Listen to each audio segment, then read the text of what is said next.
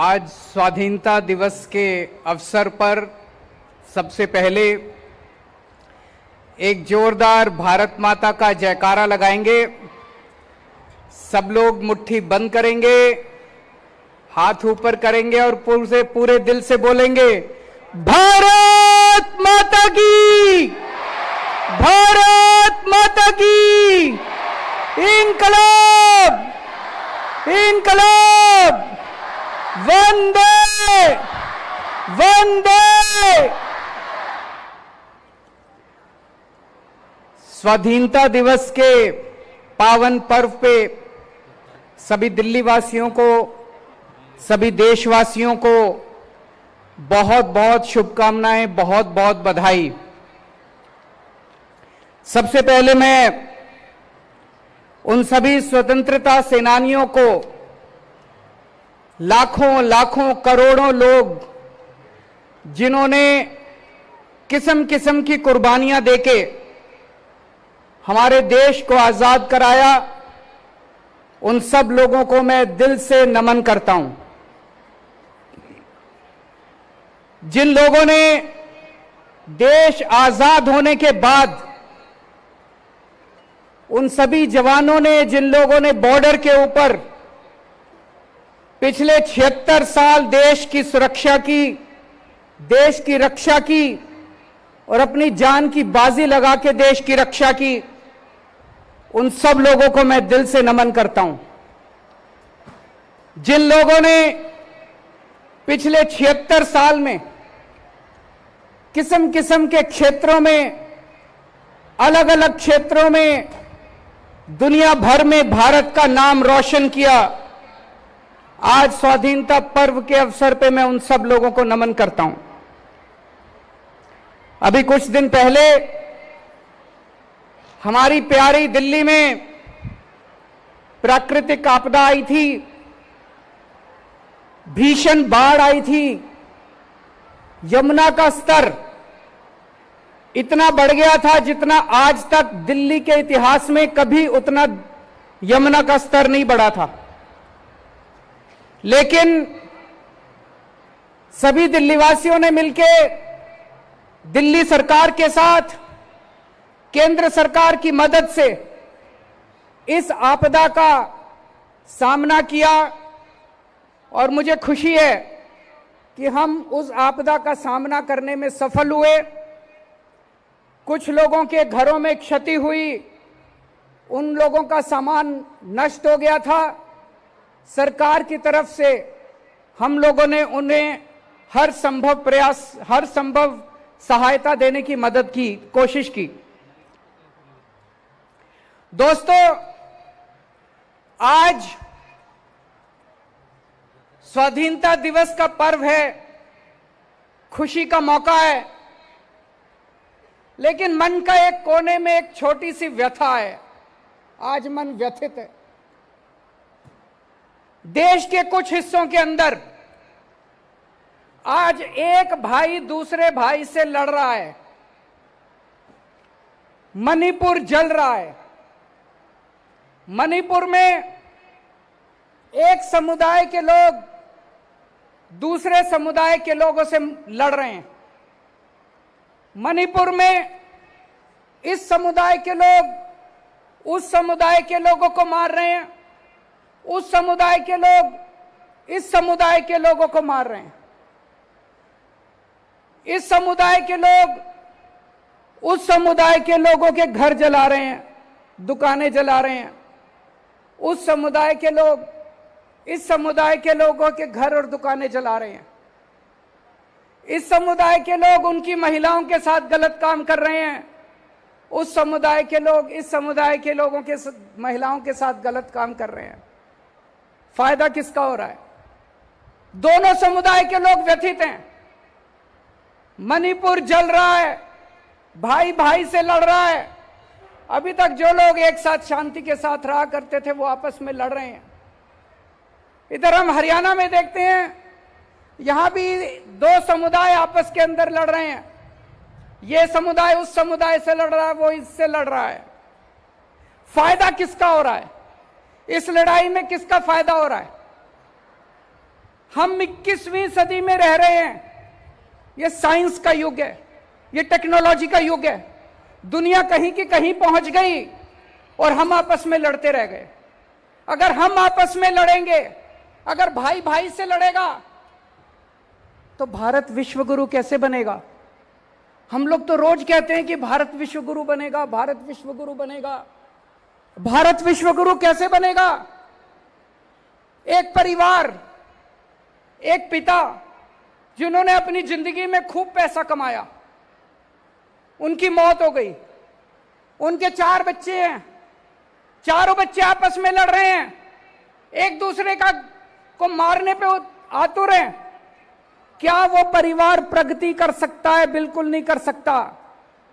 पिताजी जो कमा के गए थे वो भी खत्म कर देगा परिवार, चारों बच्चे उसको भी उजाड़ देंगे।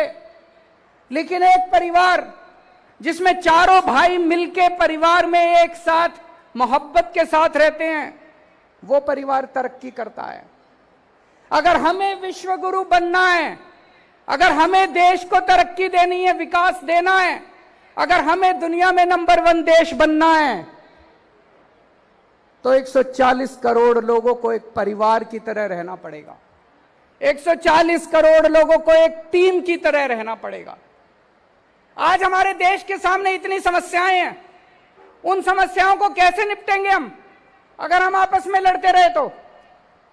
आज सुनने में आता है देश के कई हिस्सों में लंबे लंबे बिजली के पावर कट लगते हैं। कहीं 7 घंटे का पता चलता है, उस राज्य में 7-7 घंटे के पावर कट, इस राज्य में 8-8 घंटे के पावर कट, कई कई घंटे बिजली नहीं आती। मैं आपसे पूछना चाहता हूं, पूरी दुनिया में ऐसा कौन सा अमीर देश है, पूरी दुनिया में ऐसा कौन सा विकसित देश है जिसमें लोगों को 24 घंटे बिजली नहीं मिलती? जब तक हमारे देश के अंदर 7-7, 8-8 घंटे के पावर कट लगेंगे, हमारा देश कभी विश्व गुरु नहीं बन सकता। कहने को बड़े बड़े भाषण दिए जा सकते हैं, जब तक हमारे देश में 24 घंटे बिजली नहीं होगी, इंडस्ट्री कैसे तरक्की करेगी, किसान कैसे बुआई करेगा अगर हमारे देश के अंदर 24 घंटे बिजली नहीं होगी? तो अगर हमें दुनिया में विश्व गुरु बनना है तो अपने देश में 24 घंटे बिजली का इंतजाम करना पड़ेगा। हमारे देश में लंबे लंबे पावर कट क्यों लग रहे हैं? बिजली क्यों नहीं आती? क्या बिजली की कमी है? अब मैं आपको एक ऐसा आंकड़ा बताने वाला हूं जिसे सुन के आप चौंक जाएंगे। हमारे देश में 4.25 लाख मेगावाट बिजली बनाने की क्षमता है। कितनी क्षमता है? 4.25 लाख मेगावाट बिजली उत्पादन करने की क्षमता है। यानी कि हमारे देश में इतने पावर प्लांट हैं कि वो सारे अगर 100% क्षमता पे काम करें तो 4.25 लाख मेगावाट बिजली बना सकते हैं।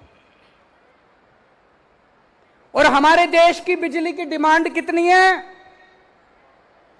पीक डिमांड, यानी कि सबसे ज्यादा डिमांड। जैसे दोपहर के टाइम में सारे लोग एसी चला लेते हैं तो सबसे ज्यादा बिजली, उसको पीक डिमांड कहते हैं।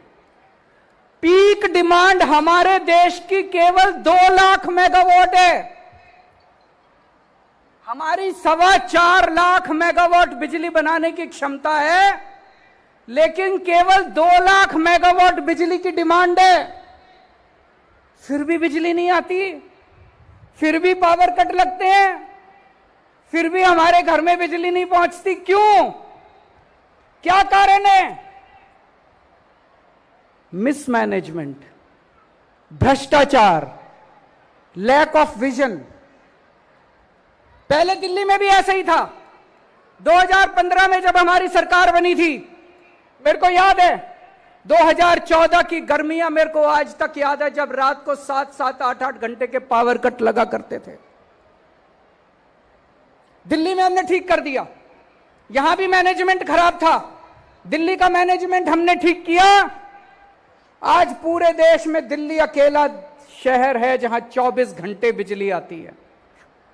अब दिल्ली में पावर कट नहीं लगते, अब दिल्ली में बिजली नहीं जाती।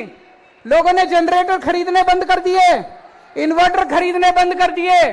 अब दिल्ली में 24 घंटे बिजली आती है। पंजाब में भी पहले यही हाल था, लंबे लंबे पावर कट लगते थे, बिजली आती नहीं थी, 6-6 घंटे के, 7-7 घंटे के। अभी 1 साल हुआ पंजाब में सरकार बने हुए, पंजाब में 24 घंटे बिजली आनी चालू हो गई है। पंजाब में भी अब 24 घंटे बिजली आती है। देश में भी 24 घंटे बिजली आ सकती है अगर हमारी 4.25 लाख मेगावाट बिजली बनाने की क्षमता है, तो हमारे देश के अंदर भी 24 घंटे बिजली आ सकती है। मैनेजमेंट ठीक करना है, भ्रष्टाचार खत्म करना है। 3 से 4 साल लगेंगे। 3 से 4 साल के अंदर पूरे देश के अंदर 24 घंटे बिजली आ सकती है, पावर कट खत्म हो सकते हैं। और जब देश में पावर कट खत्म होंगे, 24 घंटे बिजली आएगी, तभी तो हमारा देश विश्व गुरु बनेगा। लंबे लंबे पावर कट से विश्व गुरु कैसे बनेगा? एक और बात है, कोई पावर प्लांट अगर 50% कैपेसिटी पे चलता है, तो वो जो बिजली पैदा करता है वो बहुत महंगी होती है। और अगर 100% कैपेसिटी पे काम करता है, तो वो बहुत सस्ती बिजली पैदा करता है। अगर हम अपनी पूरी 100% क्षमता पे 4.25 लाख मेगावाट बिजली पैदा करनी चालू कर दें, देश में बिजली के रेट आधे हो जाएंगे। हम बिजली एक्सपोर्ट करना चालू कर देंगे, दूसरे देशों को भारत बिजली देना चालू करेगा और अपने देश के अंदर 24 घंटे बिजली आनी शुरू हो जाएगी। तभी मेरा भारत विश्व गुरु बनेगा। मैंने दिल्ली में मुफ्त बिजली देनी चालू की। 200 यूनिट तक लोगों के बिजली के बिल हमने माफ कर दिए। कुछ लोगों ने मेरा बहुत मजाक उड़ाया। पंजाब में जब सरकार बनी, पंजाब के अंदर भी हम लोगों ने लोगों को बिजली मुफ्त देनी चालू कर दी कि अगर आपका 200 यूनिट तक का बिजली का बिल आता है तो आपको बिजली का बिल नहीं भरना पड़ेगा। कुछ लोगों ने मेरा बहुत मजाक उड़ाया, कुछ लोगों ने मेरी बहुत निंदा की, कुछ लोगों ने कहा केजरीवाल फ्री की रेवड़ी देता है। आज मैं देश के सामने 2 विकल्प रख रहा हूं।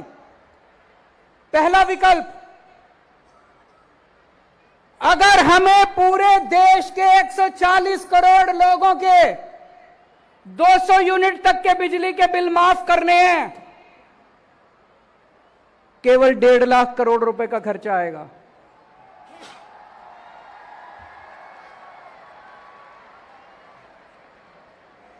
अगर हमें अपने देश के 140 करोड़ लोगों के 200 यूनिट तक के बिजली के बिल माफ करने हैं, तो केवल 1.5 लाख करोड़ रुपए का खर्चा आएगा। और अभी हम अखबारों में पढ़ते हैं कई बार कि 4 बड़े बड़े अरबपतियों के 1.5 लाख करोड़ रुपए के बैंकों के कर्जे माफ कर दिए। मैं आज देश के सामने 2 विकल्प रख रहा हूं कि क्या 140 करोड़ लोगों के 200 यूनिट बिजली के बिल माफ होने चाहिए या 4 अरबपति लोगों के 1.5 लाख करोड़ रुपए के बैंकों के कर्जे माफ होने चाहिए। देश तय कर ले, जो देशवासी कहेंगे वही होना चाहिए। एक और बात मैं आपसे प्रश्न पूछना चाहता हूं, जब तक हमारे देश में पैदा होने वाले हर बच्चे को अच्छी शिक्षा नहीं मिलेगी, क्या हमारा देश विश्व गुरु बन सकता है? नहीं बन सकता। आप कोई अमीर देश उठा के देख लो, Japan, France, Tokyo, America, Canada, Italy, कोई यूरोपियन कंट्री उठा के देख लो, डेनमार्क, स्वीडन, कोई अमीर देश उठा के देख लो, वहां हर बच्चे को, चाहे अमीर का बच्चा हो चाहे गरीब का बच्चा हो, अच्छी से अच्छी शिक्षा मिलती है। सरकारें शिक्षा देती हैं, गरीबों को सरकारें अच्छी से अच्छी शिक्षा देती हैं सरकारी स्कूलों में। हमारे देश में 25 करोड़ बच्चे स्कूल जाते हैं। कितने? 25 करोड़ बच्चे स्कूल जाते हैं। इनमें 17 करोड़ बच्चे सरकारी स्कूलों में जाते हैं। अगर दिल्ली की बात छोड़ दे, अधिकतर सरकारी स्कूल कबाड़ खाने बने हुए हैं देश के अंदर। अधिकतर सरकारी स्कूल खटारा बने हुए हैं। टॉयलेट नहीं है, पीने का पानी नहीं है, बिल्डिंग टूटी पड़ी है, छत चू रही है, पंखे टूटे पड़े हैं, बैठने को डेस्क नहीं है, कोई पढ़ाई लिखाई नहीं है। बुरा हाल है सरकारी स्कूलों का देश भर के अंदर।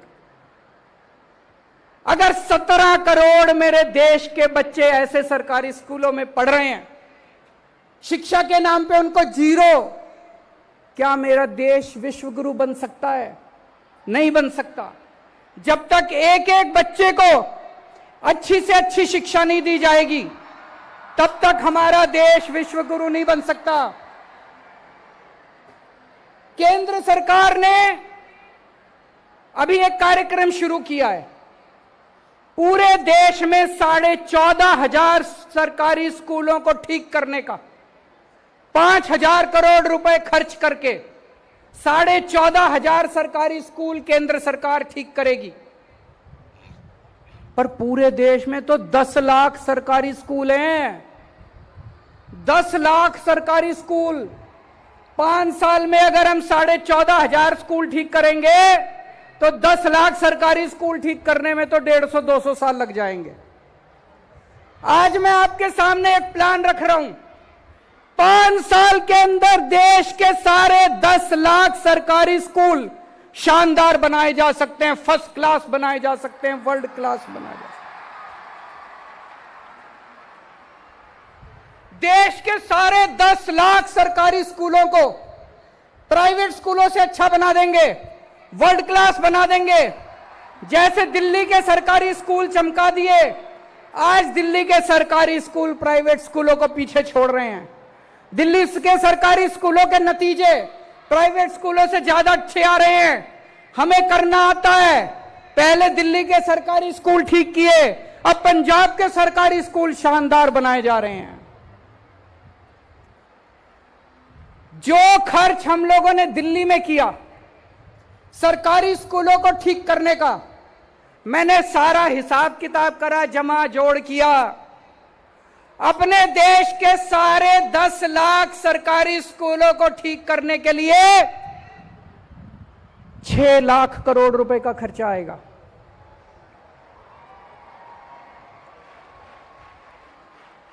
और अगर 5 साल में ठीक करेंगे तो 6 लाख को 5 से भाग करके देख लो, 1.25 लाख करोड़ रुपए हर साल खर्च करने पड़ेंगे। 1.25 लाख करोड़ रुपए भारत जैसे देश के लिए, अपने लिए कोई ज्यादा नहीं है। अगर मेरे देश के 25-17 करोड़ बच्चों को अच्छी शिक्षा मिलती हो, अगर मेरे देश के 17 करोड़ बच्चों को शानदार शिक्षा मिलती हो, प्राइवेट स्कूलों से भी अच्छी शिक्षा मिलती हो, तो हर साल 1.25 लाख करोड़ रुपए तो कुछ भी नहीं है। भारत जैसे लोग देश के लिए तो चिल्लर है 1.25 लाख करोड़ रुपए। क्या हमें अपने देश के बच्चों को अच्छी शिक्षा देने के लिए हर साल 1.25 लाख करोड़ रुपए खर्च करने चाहिए? आप लोग मेरे से पूछोगे, अरविंद जी स्कूल तो अच्छे हो जाएंगे, शानदार हो जाएंगे, स्कूल चलाने का खर्चा कहां से आएगा? उसका भी मैं आज हिसाब किताब लेके आया हूं। देश के 17 करोड़ बच्चों को अच्छी शिक्षा देने के लिए, अच्छे अच्छे टीचर देने के लिए, शानदार यूनिफॉर्म देने के लिए, अच्छी पढ़ाई कराने के लिए, टीचर्स को अच्छी ट्रेनिंग देने के लिए एक साल में 7.5 लाख करोड़ रुपए चाहिए। और अभी पूरे देश में केंद्र सरकार और सारी राज्य सरकारें मिला के शिक्षा के ऊपर 7.5 लाख करोड़ रुपए खर्च करती हैं। इसका मतलब कोई भी एक्स्ट्रा पैसा नहीं चाहिए। जो खर्चा होता है उसमें भ्रष्टाचार खत्म कर दो, सारे बच्चों को अच्छी शिक्षा मिल जाएगी।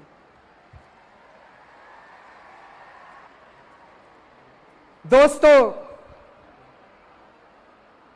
मेरा सपना गरीब की गरीबी दूर करना नहीं है। ये वाले स्लोगन तो हम पता नहीं कब से दूर सुनते आ रहे हैं, गरीबी दूर करो, गरीबी दूर करो। मेरा सपना गरीब की गरीबी दूर करना नहीं है। मेरा सपना हर गरीब को अमीर बनाना है। मैं हर गरीब को अमीर बनाना चाहता हूं, और हर गरीब तब अमीर बनेगा जब उसका बेटा इंजीनियर बनेगा, जब उसका बेटा डॉक्टर बनेगा, जब उसके बेटे को शानदार शिक्षा मिलेगी। एक मजदूर के बेटे को जानता हूं, उसके पिताजी दिहाड़ी करते हैं, मुश्किल से 4-5 हजार रुपए महीना कमाते हैं। दिल्ली के अंदर 4-5 हजार रुपए महीने में कुछ नहीं होता। उसके बेटे ने सरकारी स्कूल में पढ़ते पढ़ते इस बार वो इसका एडमिशन इंजीनियरिंग में हो गया। अब जब वो बच्चा पास करके निकलेगा, 2 लाख 3 लाख रुपए महीना तनख्वाह, उसकी शुरुआत की तनख्वाह 2 लाख रुपए महीना होगी। अमीर हुआ कि नहीं हुआ उसका परिवार? उसके परिवार की गरीबी दूर नहीं हुई, उसका परिवार अमीर हो गया। जब हमारे देश में पैदा होने वाले हर बच्चे को अच्छी शिक्षा मिलने लगेगी, तब मेरा देश विश्वगुरु बनेगा। विश्वगुरु केवल भाषण देने से नहीं बनेगा। हमारे देश के अंदर आज अगर किसी के घर में कोई बीमार हो जाए, अगर थोड़ी सी सीरियस बीमारी हो जाए, सब कुछ लुट जाता है। सरकारी, दिल्ली को छोड़ दें, देश के अन्य हिस्सों में सरकारी अस्पतालों का इतना बुरा हाल है, इतना बुरा हाल है, डॉक्टर आते नहीं है, मशीनें काम नहीं करती हैं, टेस्ट होते नहीं हैं, कोई इलाज नहीं होता। हर आदमी चाहता है मैं प्राइवेट में जाके इलाज कराऊं। जब तक इस देश के अंदर पैदा होने वाले हर इंसान को अच्छे से अच्छा इलाज नहीं मिलेगा, तब तक मेरा देश विश्वगुरु नहीं बन सकता। आप कोई देश उठा के देख लो, हर देश के अंदर वहां की सरकारें अपने लोगों को पूरा मुफ्त और अच्छा इलाज देती हैं। दिल्ली में हमने मोहल्ला क्लिनिक बनाए, गली गली के अंदर मोहल्ला क्लिनिक खुल गए हैं। अगर आपको छोटी सी बीमारी होती है, आप मोहल्ला क्लिनिक में जाओ, आपका इलाज हो जाता है। आपको दवाइयां मुफ्त मिलती है, आपको टेस्ट मुफ्त होते हैं, आपका इलाज हो जाता है। हमारे देश में कितने गांव ऐसे हैं, दूर दूर तक अगर छोटी सी बीमारी हो जाए, मैंने देखा है सोशल मीडिया में, आपने भी देखा होगा, 2 लोग चारपाई पे उठा के उसको इतनी दूर चलते जा रहे हैं और अस्पताल तक पहुंचने के लिए। मैंने हिसाब लगाया है, देश के कोने कोने में मोहल्ला क्लिनिक खोला जा सकता है। 1 लाख मोहल्ला क्लिनिक खोलने के लिए पूरे देश में कोने कोने में 1 लाख मोहल्ला क्लिनिक खोलने के लिए केवल 10,000 करोड़ रुपए चाहिए। 10,000 करोड़ रुपए तो कुछ भी नहीं है। 10,000 करोड़ रुपए 2 साल के अंदर पूरे देश में कोने कोने के अंदर, देश के कोने कोने में, गांव गांव के अंदर मोहल्ला क्लिनिक खोले जा सकते हैं। 1 लाख मोहल्ला क्लिनिक खोलने के लिए केवल 10,000 करोड़ रुपए चाहिए। और अगर आपको थोड़ी बड़ी बीमारी हो जाए, हमारे देश के अंदर हर जिले में जिला अस्पताल है, लेकिन आज जिला अस्पताल की बहुत बुरी हालत है। जिला अस्पताल टूटे फूटे पड़े हैं, मशीनें काम नहीं कर रही। इसका मैंने पूरा प्लान बनाया। हर जिले के जिला अस्पताल को 500 बेड अस्पताल बनाने के लिए, मल्टी स्पेशलिटी अस्पताल बनाने के लिए, मैक्स फोर्टिस अपोलो जैसा शानदार अस्पताल बनाने के लिए, पूरे देश के हर जिले में एक एक मल्टी स्पेशलिटी हॉस्पिटल खोलने के लिए केवल 1.5 लाख करोड़ रुपए चाहिए। मैं तो कई बार सोचता हूं, ये 75 साल में अभी तक क्यों नहीं हुआ, हो जाना चाहिए था। इतने कम पैसे, 1.5 लाख करोड़ रुपए में पूरे देश के हर जिले के अंदर 500 multi bedded multi speciality hospital खुल सकता है। और दिल्ली के अंदर हम हर व्यक्ति को फ्री इलाज देते हैं, सारी दवाइयां फ्री, सारे टेस्ट फ्री, ऑपरेशन फ्री, सब। 140 करोड़ लोगों का फ्री इलाज करने के लिए सबको फ्री इलाज की सुविधा देने के लिए केवल 2.5 लाख करोड़ रुपए चाहिए। तो टोटल कितने हो गए? 2.5 लाख करोड़, 10,000 करोड़, 1.5 लाख करोड़, 4 लाख करोड़। आपको जान के ताज्जुब होगा, आज पूरे देश में राज्य सरकारें और केंद्र सरकार मिलके 4 लाख करोड़ रुपए खर्च करती हैं। एक नया पैसा एक्स्ट्रा नहीं चाहिए, कोई एक्स्ट्रा पैसा नहीं चाहिए। ये जो पैसा चोरी हो रहा है, भ्रष्टाचार में जा रहा है, सारा पैसा मिसमैनेजमेंट हो रहा है। जैसे दिल्ली में हमने ठीक किया, जैसे पंजाब में हमने ठीक किया, अगर पूरे देश के अंदर मैनेजमेंट ठीक कर दिया जाए तो इस देश के हर आदमी को फ्री में शानदार इलाज मिल सकता है। और जब मेरे देश के हर व्यक्ति को फ्री में शानदार इलाज मिलेगा, तभी मेरा देश विश्व गुरु बनेगा। और आप सोच के देखो, अगर हमारे सारे बिजली के प्लांट चलने लग गए, इतने सारे स्कूल खुल जाएंगे, इतने सारे अस्पताल, मोहल्ला क्लिनिक खुलेंगे, 3 करोड़ नए रोजगार पैदा होंगे। मेरे 3 करोड़ युवा साथियों को रोजगार मिलेंगे। पूरे देश में 3 करोड़ लोगों को रोजगार मिलेंगे। लोगों को सुरक्षा चक्र मिलेगा। किसी के घर में बच्चा पैदा होगा, उसे यह चिंता नहीं है मैं इसकी पढ़ाई कैसे कराऊंगा। किसी के घर में कोई बीमार होगा, उसे यह चिंता नहीं है मैं इसका इलाज कैसे कराऊंगा। किसी को अपना बिजली का बिल देने की चिंता करने की जरूरत नहीं पड़ेगी। 3-3 सुरक्षा चक्र लोगों को मिलेंगे। आज इतनी महंगाई है, अभी एक सर्वे आया थोड़े दिन पहले, पूरे देश में सबसे कम महंगाई दिल्ली के अंदर है, 2%। बाकी राज्यों में 6% महंगाई है, दिल्ली में 2% महंगाई है। क्यों? क्योंकि दिल्ली में बिजली मुफ्त है, पानी मुफ्त है, शिक्षा मुफ्त है, महिलाओं का सफर मुफ्त है, इलाज मुफ्त है। इसलिए दिल्ली में सबसे कम महंगाई है। अगर हमने पूरे देश के अंदर लोगों को फ्री शिक्षा दे दी, शानदार शिक्षा दे दी, फ्री इलाज करा दिया, शानदार इलाज करा दिया, फ्री बिजली दे दी, पूरे देश में लोगों को महंगाई से छुटकारा मिलेगा। दोस्तों, पूरा देश तरक्की करेगा। तो संसाधन तो हैं हमारे पास, केवल नीयत की कमी है, विजन की कमी है, ईमानदारी की कमी है। एक ही निर्णय लेना है हम लोगों को। पिछले कुछ सालों में हमारे देश में कुछ चंद लोगों के 12 लाख करोड़ रुपए के कर्जे माफ कर दिए। 12 लाख करोड़ रुपए के कुछ चंद अरबपति लोगों के 12 लाख करोड़ रुपए के। हमारे देश को निर्णय लेना पड़ेगा कि क्या सरकारें कुछ चंद अरबपति लोगों के लिए चलनी चाहिए या 140 करोड़ लोगों के लिए चलनी चाहिए। अगर आज हम यह निर्णय लेते हैं कि 140 करोड़ लोगों के लिए चलनी चाहिए, तो देश के हर बच्चे को अच्छी शिक्षा मिल सकती है, देश के हर नागरिक को अच्छा इलाज मिल सकता है और हर परिवार को फ्री बिजली मिल सकती है। आज देश के अंदर चारों तरफ नेगेटिविटी हो गई है, मार धाड़, लड़ाई झगड़ा, नफरत। सोशल मीडिया उठा के देख लो, इतने लड़ाई झगड़े चल रहे हैं। हमें अपने देश के अंदर पॉजिटिव एनर्जी क्रिएट करनी पड़ेगी, देश के अंदर पॉजिटिव ऊर्जा लानी पड़ेगी, तभी देश तरक्की करेगा, तभी देश आगे बढ़ेगा। जब मैं मणिपुर के बारे में हम लोग सोचते थे, सुनते थे, दिल बहुत तकलीफ होता था। हमें लगता था हम क्या कर सकते हैं। हमने अपनी तरफ से एक छोटा सा काम किया। मणिपुर के कुछ लोग छोड़ के वहां के हालात से तंग होकर दिल्ली आ गए। हमने दिल्ली में सरकारी स्कूलों में उनके बच्चों का एडमिशन करा दिया। उनके पास सर्टिफिकेट नहीं थे, उनके घर जल गए थे, उनके पास किसी तरह का स्कूल लिविंग सर्टिफिकेट वगैरह कुछ नहीं था। हमने बिना किसी सर्टिफिकेट के लगभग 150 मणिपुर से आए हुए बच्चों का हमने अपने सरकारी स्कूलों में एडमिशन करा दिया। उन बच्चों की काउंसलिंग कराई जा रही है, उन लोगों को लैंग्वेज की प्रॉब्लम है उसको सिखाया जा रहा है, और अन्य बच्चों के साथ मिलकर उनको एक नॉर्मल जिंदगी जीने की कोशिश की जा रही है।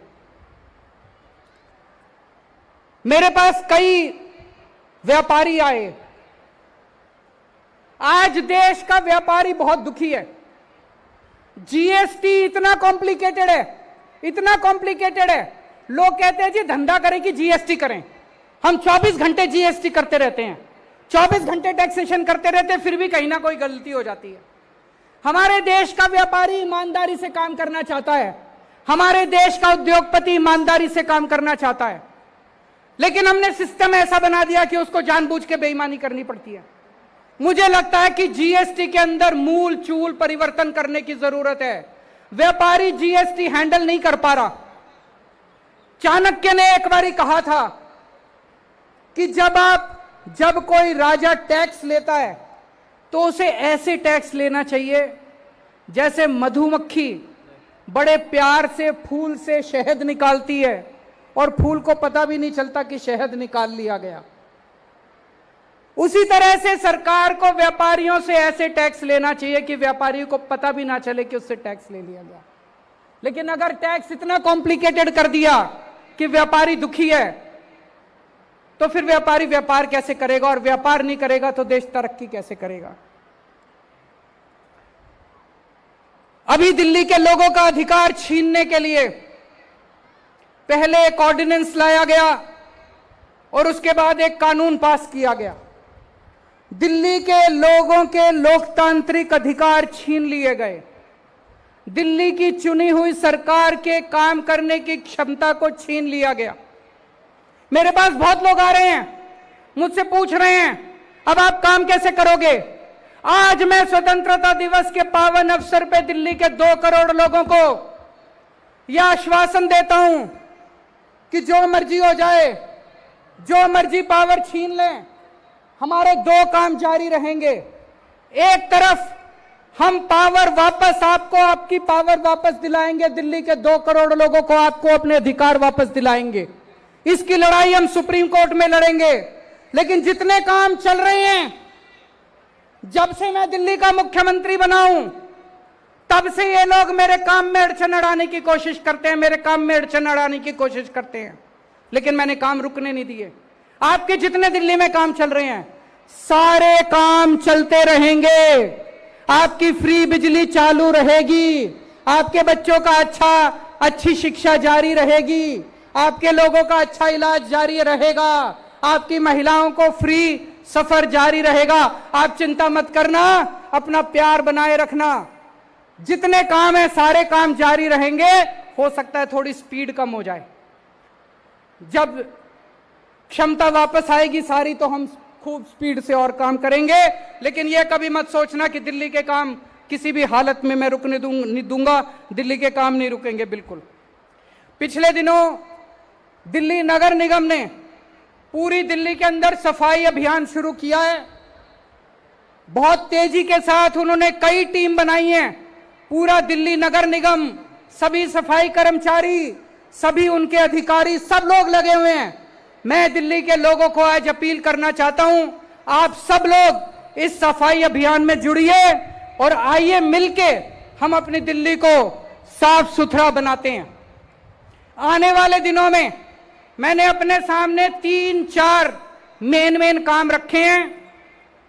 एक, पानी पे काम करना है और मैं कर रहा हूं। दिल्ली के हर घर 24 घंटे पानी पहुंचना चाहिए और टूटी से साफ पानी आना चाहिए। यमुना की सफाई करनी है, उस पे हम लोग लगे हुए हैं। जो सड़कें टूटी हुई हैं सारी सड़कों की रिपेयर करानी है और दिल्ली की सड़कों को यूरोपियन स्टैंडर्ड का बनाना है, साफ सुथरा बनाना है। इन सभी कामों पे हम लोग लगे हुए हैं।